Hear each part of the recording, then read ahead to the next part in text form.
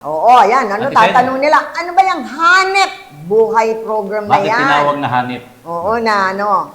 Matagumpay na naisagawa ang hanep buhay program ng Aboitiz Power, GMEC at GNPD.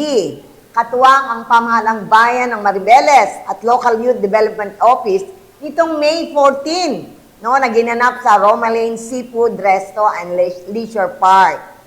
Eto 25 kabataang Maribileños ang nabigyan ng laptop. Kuya Aba, Mike. baka may sobra pang dalawa dyan. 25, libreng 25, laptop. oh. At sila isa sa ilalim sa 15-day virtual assistant training. Aba, Bilang paghahanda sa mas maraming oportunidad sa larangan ng digital at online employment. Napakaganda. galing. Di ba? Ayon pa sa Aboitiz Power Corporation, layunin ng programa na may bigyan ng sapat na kaalaman, kasanayan at oportunidad ang mga kabataan para sa mas malawak, no, mapalawak ang kanilang kakayahan sa makabagong digital na panahon.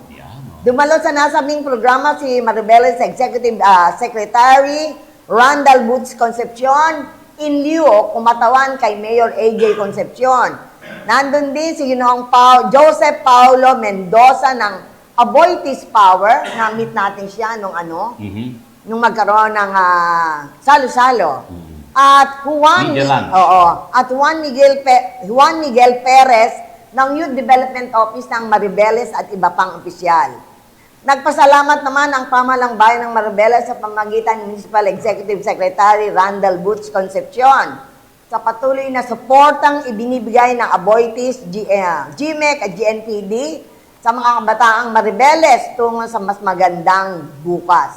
Talagang maganda ang bukas niyan dahil biro mong bigyan ka ng laptop. Tuturuan ka kung paano gagamitin.